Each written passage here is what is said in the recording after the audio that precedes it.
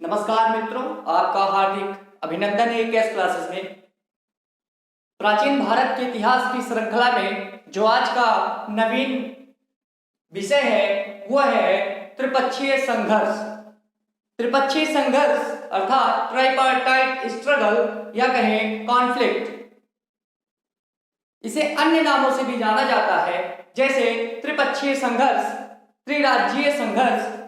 त्रिराज्य अर्थात तीन राज्यों का, तीन किंगडम्स का ये आपस में संघर्ष होता है, स्ट्रगल होता है, जो कि लगभग 200 वर्षों तक चलता है। 2 दशक तक, 2 सदी तक चलता है। सदी अर्थात सेंचुरी, ठीक है, जो लगभग 8वीं शताब्दी से प्रारंभ होकर 10वीं शताब्दी तक चलता है, ठीक है। अच्छा, आपको मैं हालांकि कन्नौज पर जब हर्षवर्धन का समय चल रहा था तो हर्षवर्धन के बाद इसे पढ़ाना चाहिए था, लेकिन मैंने जानबूझकर त्रिपक्षीय संघर्ष की चर्चा तक नहीं की।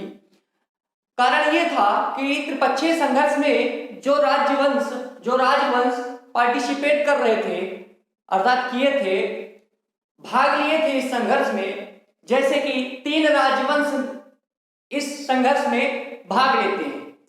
उनके नाम हैं गुर्जर प्रतिहार वंश, पाल वंश एवं राष्ट्रकूट वंश। आपने राष्ट्रकूट वंश का तो अध्ययन कर लिया था, किंतु गुर्जर प्रतिहार एवं पाल डायनेस्टी का अध्ययन नहीं किया था। इवन पाल डायनेस्टी का अध्ययन अभी भी आपने नहीं किया है। फिर भी पाल बहुत बड़ा टॉपिक नहीं है, किंतु मैंने गुर्जर प्रतिहार वंश की व्याख्या कर दी है, तो अब यह उचित होगा कि त्रिपक्षीय संघर्ष के बारे में आप जानें। कन्नौज पर आप जानते हैं कि भारतीय इतिहास में पाटलिपुत्र एक ऐसी राजधानी है जो लगभग 800 वर्षों तक कैपिटल बनी रहती है। किंतु जब हर्षवर्धन जी आते हैं, वर्धन वंश के राजा हर्षवर्धन, तो उस समय पाटलिपुत्र का स्थान ले लेता है कन्नौज, और कन्नौज इस प्रकार नई शक्ति के रूप में उभरकर सामने आता है। त्रिपक्षीय संघर्ष होने का मूल कारण क्या था? बात यह है, जब कन्नौज में शासन होता है वर्धन वंश का, राजा हर्षवर्धन की जब मृत्यु हो जाती है, उसके उपरांत ही ये संघर्ष का प्रारंभ होता है, और ये संघर्ष इन तीनों वंशों के द्वारा होता है। क्यों होता है? मूल कारण क्या था? कन्नौज इनकी आंखों पर क्यों झिलमिला रहा था? कन्नौज जो था ना मित्रों, उसकी महत्वता कुछ अलग ही है, उसकी बात मैं कारण पर करूंगा, लेकिन ऐसी स्थिति क्या उत्पन्न हो गई कि यह संघर्ष हुआ। तो सबसे पहले जानिए कि जैसे ही हर्षवर्धन की मृत्यु होती है, कन्नौज में वर्धन वंश का समापन होता है, उसके बाद जो स्थिति होती है ना, भारतीय राजनीतिक एकता की बात की जाए, भारतीय राजनीतिक एकता, राजनीतिक जो अखंडता थी वो अस्थिर हो गई, अर्थात राजनीतिक एकता अब विघटित होने लगी।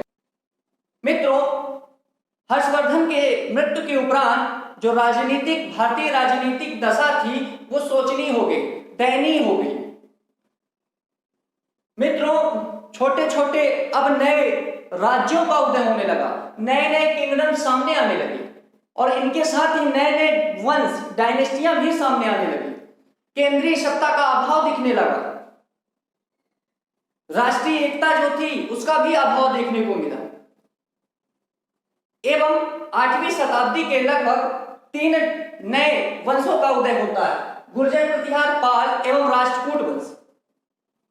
इनके उदय के साथ ही यह संघर्ष का प्रारंभ माना जाता है, जो कि लगभग आने वाले 200 वर्षों तक चलता।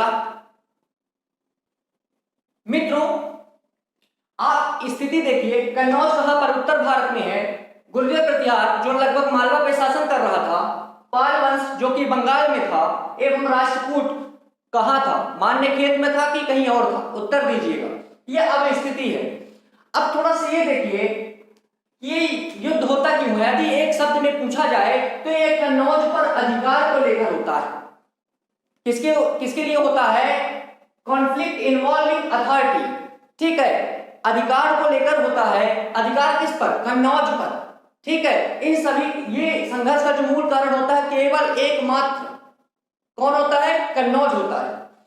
मित्रों, कन्नौज पर देखिए, जब वर्धन वंश के राजा हर्षवर्धन की मृत्यु हो जाती है, उसके बाद कन्नौज पर नया वंश सामने आता है जो कि आयुध वंश होता है। कौन होता है? आयुध वंश, या कभी कभी इसे आयुष वंश भी कहते हैं। ठीक है, कन्नौज पर वर्धन वंश के बाद आयुध या कहें आयुष वंश के का शासन स्थापित होता है, और इस वंश के दो राजा होते हैं, सामने आते हैं, इंद्रायुध और चक्रायुध, जो कि त्रिपक्षीय संघर्ष में पार्टिसिपेट करते हैं। चलिए, मैंने सभी जो तीन प्रमुख, अच्छा अब आपसे पूछा जाए कि त्रिपक्षीय संघर्ष में किस किस वंश ने भाग लिया, तो वो केवल तीन थे। पहला गुर्जर प्रतिहार, दूसरा पाल और तीसरा राष्ट्रकूट। इनमें भी दो में, गुर्जर प्रतिहार और पाल में तो बहुत ही ज्यादा संघर्ष हुआ। ठीक है मित्रों, अब तीनों डायनेस्टियों में देखिए किस किस राजा ने पार्टिसिपेट किया। मैंने क्रम से लिखा है, ऑर्डर ये याद रखिएगा। गुर्जर प्रतिहार से वत्सराज सबसे पहले शामिल होते हैं, फिर नागभट्ट सेकंड, फिर मिहिर भोज, फिर महेंद्र पाल प्रथम, फिर महिपाल प्रथम। पाल वंश से सबसे पहले भाग लिया धर्मपाल ने, दूसरे देवपाल, तीसरे विग्रहपाल और चौथे नारायण। राष्ट्रकूट में ध्रुव प्रथम, सबसे पहले गोविंद तृतीय, अमोघ वर्ष प्रथम एवं इंद्र तृतीय।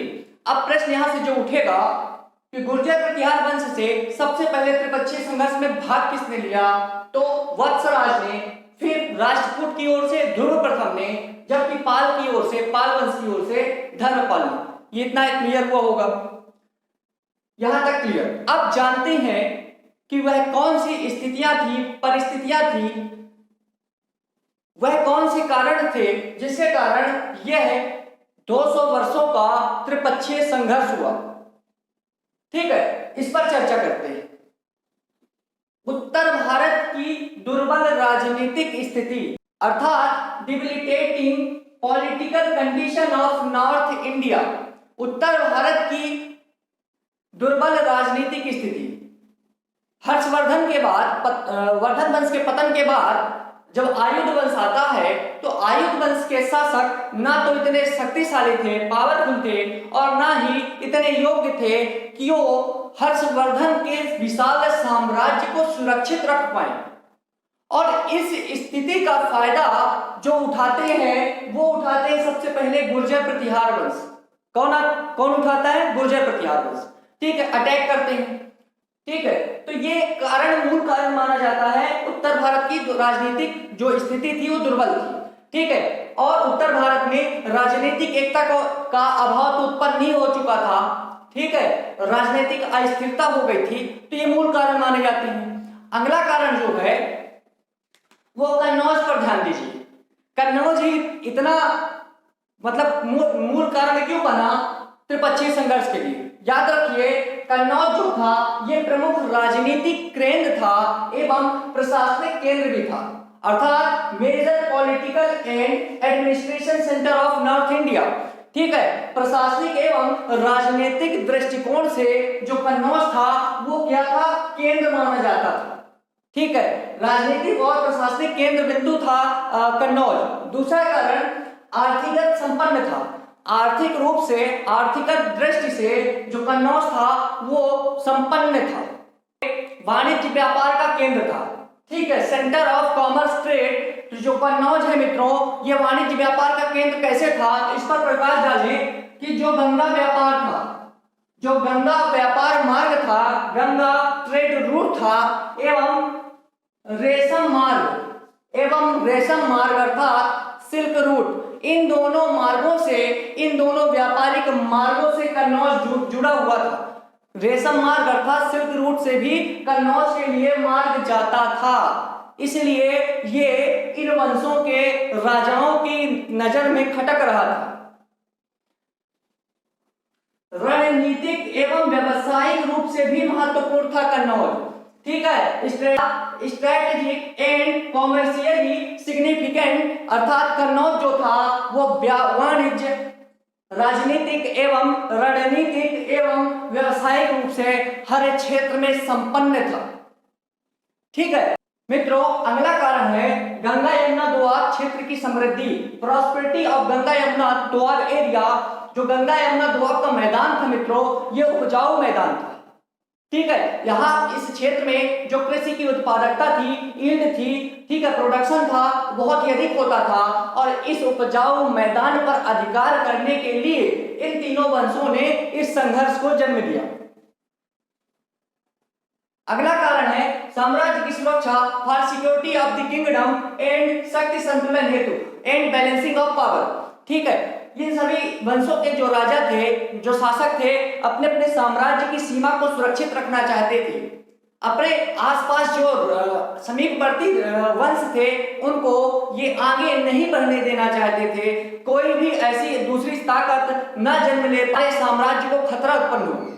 दूसरी चीज शक्ति संतुलन, अपना वर्चस्व स्थापित करने के लिए ये संघर्ष में पार्टिसिपेट करते हैं, भाग लेते हैं। ठीक है, अगला कारण है, सबसे जो ज्यादा मूल कारण है वो है साम्राज्यवादी नीति। जो साम्राज्यवादी नीति है मित्रों, इंपीरियलिज्म पॉलिसी जो है, साम्राज्यवादी नीति जो है, ये सबसे ज्यादा कन्नौज के बाद दूसरा मूल कारण माना जाता है।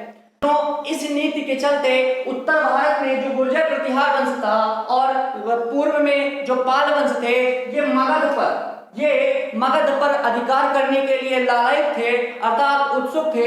वहीं दूसरी ओर राष्ट्रकूट एवं गुर्जर प्रतिहार वंश कहां पर, गुजरात पर एवं मालवा पर अधिकार करना चाहते। ठीक है, हालांकि गुर्जर प्रतिहार मालवा पर ही सामने आते हैं। ठीक है, तो ये साम्राज्यवादी नीति के चलते, इंपीरियलिज्म पॉलिसी जो थी इनकी, इस पॉलिसी के चलते, इस नीति के चलते त्रिपक्षीय संघर्ष को और भी ज्यादा बढ़ावा मिलता है। ये बात हो गई मूल कारण, जो कॉजेस थे, काजल ऑफ द स्ट्रगल, वो हमने अध्ययन कर लिया। अब जानते हैं युद्ध के बारे में, कैसे ये युद्ध होता है, वो भी 200 वर्षों तक। ये जो युद्ध है, ये जो बैटल है, ये जो स्ट्रगल है, संघर्ष है, ये 4 चरणों में होता है, 4 स्टेजेस में होता है, याद रखिए। तो सबसे पहले हम अध्ययन करने वाले हैं पहला स्टेज। पहले स्टेज में जो सबसे पहला आक्रमण कन्नौज पर करते हैं वो वत्सराज होते हैं। गुर्जर प्रतिहार वंश के राजा वत्सराज ने सबसे पहले कन्नौज पर धावा बोला। ठीक है, कन्नौज पर जब वत्सराज ने धावा बोला, उस समय किसका शासन होता है कन्नौज में? आयुध वंश के राजा, आयुध वंश के शासक इंद्रायुध को पराजित कर दिया। जब पराजित कर दिया तो वहीं दूसरी ओर पालों पर भी अटैक कर दिया। उस समय पाल राजा कौन था? धर्मपाल था।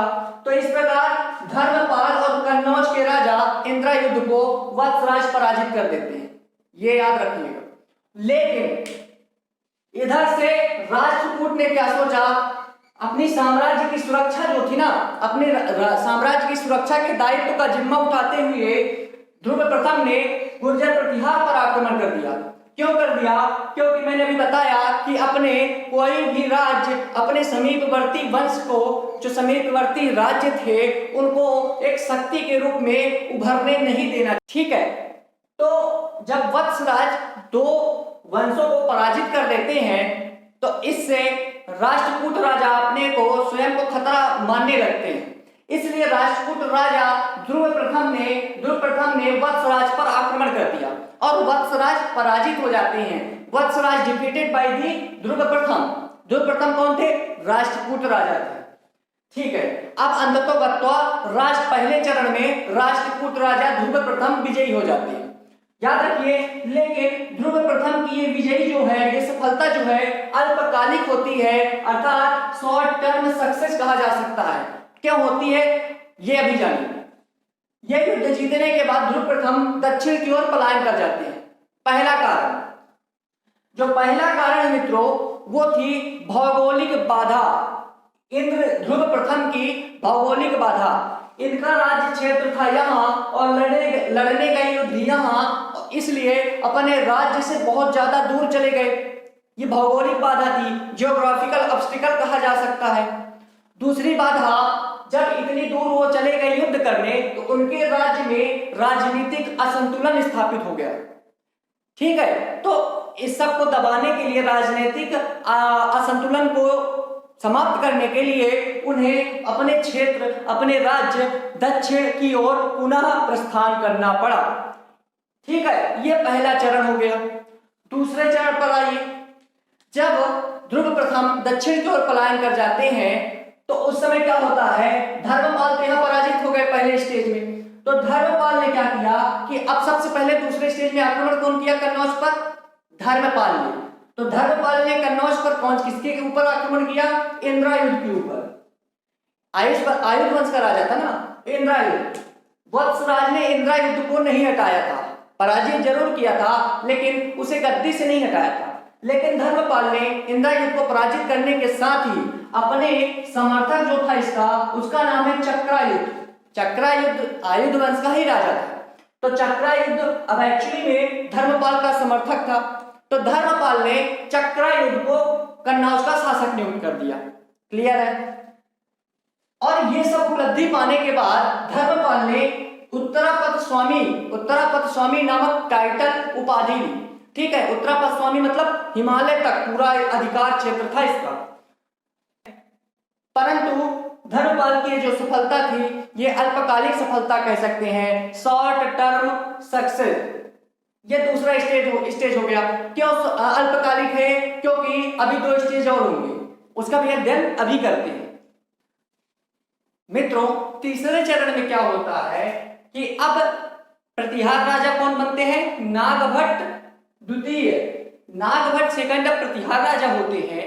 तो प्रतिहार राजा नागभट्ट ने क्या किया कि जब वत्सराज पराजित हो जाते हैं, कन्नौज पर उनका कोई अधिकार नहीं रहता है, और इस प्रकार नागभट्ट द्वितीय ने क्या किया कि जो प्रतिहारों की खोई हुई प्रतिष्ठा थी उसे पुनः वापस पाने का प्रयत्न किया।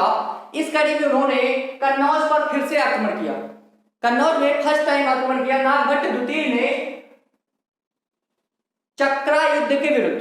याद रखिए, दूसरे चरण में पाल राजा धर्मपाल ने इंद्रायुध को कन्नौज से हटाकर कन्नौज की गद्दी पर चक्रायुध को बैठा दिया था।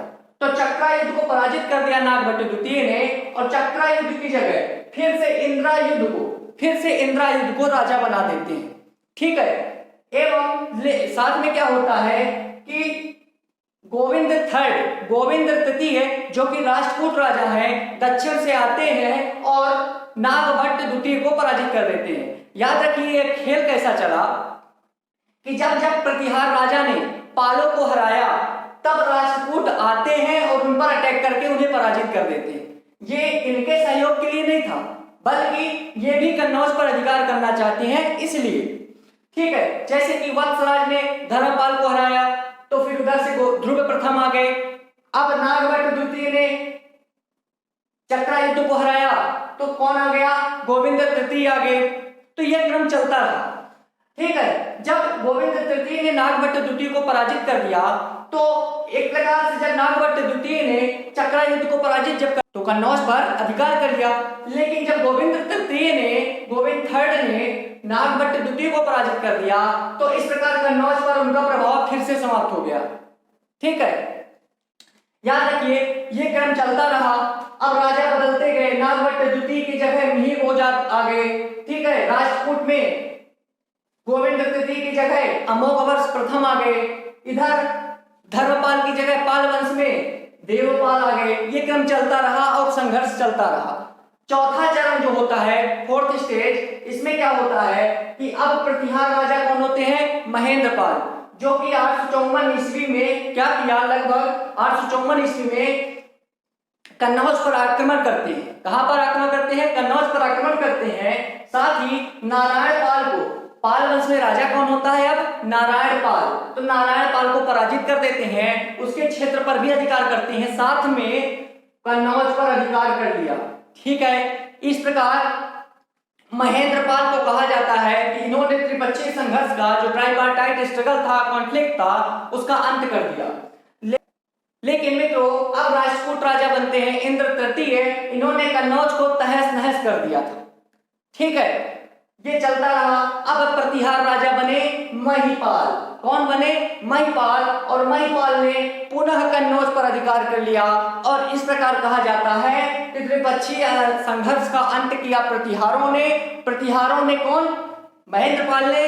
और प्रतिहारों का ही अंततोगत्वा अंत में फाइनली कन्नौज पर अधिकार स्थापित हो जाता है।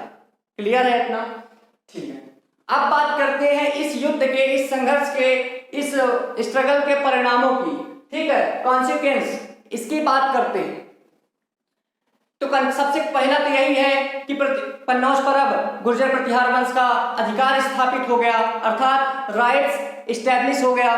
क्लियर है? इस प्रकार कन्नौज को अपनी राजधानी बनाते हैं प्रतिहार वंश के राजा।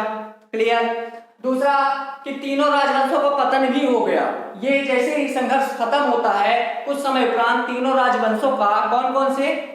गुर्जर प्रतिहार, पाल वंश और राष्ट्रकूट वंश, इनका समापन हो जाता है। इनके जो सामंत थे, फ्यूडल थे, फ्यूडलिस्ट थे, उन्होंने अपने को स्वयं को स्वतंत्र इंडिपेंडेंट घोषित किया और इस प्रकार राष्ट्रकूटों का जो राज्य क्षेत्र था वो चालुक्यों के अधीन हो जाता है। पाल वंश की जगह सेन वंश सामने आ जाता है, जबकि गुर्जर प्रतिहार छोटे छोटे राज्यों में विभक्त हो जाता है, जिसमें जैसे चंदेल वंश हो गए आपके और परमार वंश हो गए, ये सभी धीरे धीरे सामने आने लगते हैं।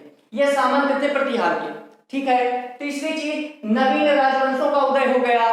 नवीन राजवंश अर्थात राइज ऑफ न्यू डायनेस्टीज। ठीक है, नई नई राजवंश, नए नए राजवंश सामने आते हैं, जैसे कि चंदेल, परमार, चौहान और चोल।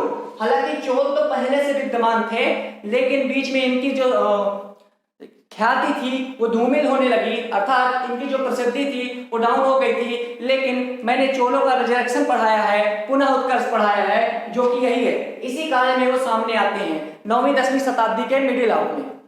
ठीक है, और चौथा है कन्नौज जो था वो राजनीतिक व आर्थिक रूप से दुर्बल हो गया। ठीक है, इकोनॉमिकली एंड पॉलिटिकली वीक हो गया।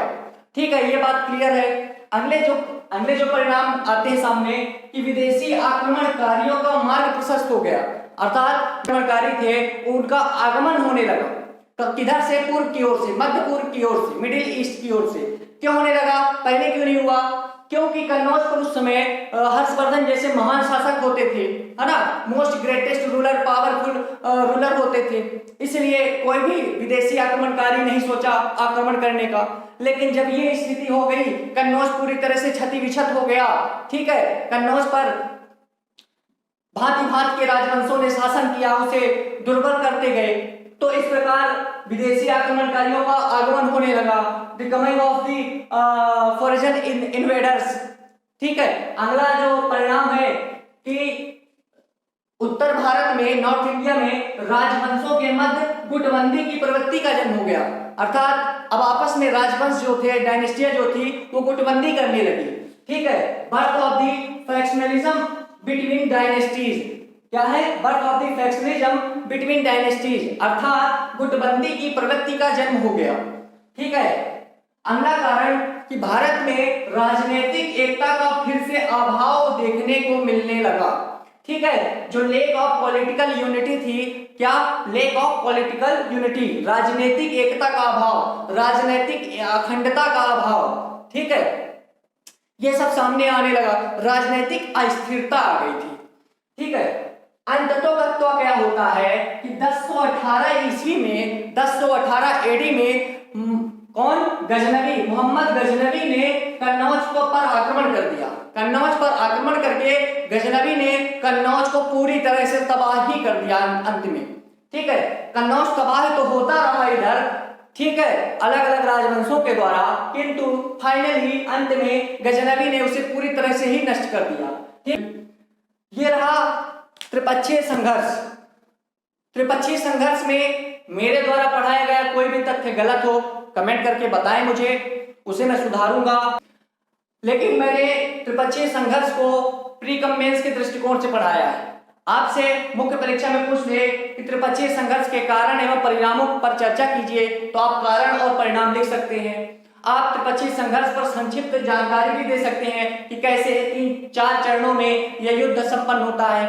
वनडे एग्जामों में पूछ ले कि त्रिपक्षीय संघर्ष में प्रतिहार वंश से सबसे पहले कौन लड़ा, त्रिपक्षीय संघर्ष का किस राजवंश ने अंत कर दिया, किस राजा ने अंत कर दिया, कन्नौज पर अंततोगत्वा लास्ट में किसका शासन स्थापित हो गया, अधिकार स्थापित हो गया, राइट्स एस्टेब्लिश हो गया, त्रिपक्षीय संघर्ष कब लड़ा गया, ये पूछ सकता है। त्रिपक्षीय संघर्ष में किन किन राजवंशों ने भाग लिया, तो निम्नलिखित में से किस मान लीजिए आपसे प्रश्न पूछे कि प्रतिहार शासकों में निम्नलिखित में से किस प्रतिहार शासक ने त्रिपक्षीय संघर्ष में भाग नहीं लिया, निम्नलिखित में से किस प्रतिहार रूलर ने ट्राइपार्टाइट स्ट्रगल में पार्टिसिपेट नहीं किया। 4 ऑप्शन होंगे, देखिए आप, इसीलिए मैंने स्टार्टिंग में ही सभी डायनेस्टियों के राजाओं के नाम लिख दिए कि किस किस राजा ने, किस किस डायनेस्टी के किस किस राजा ने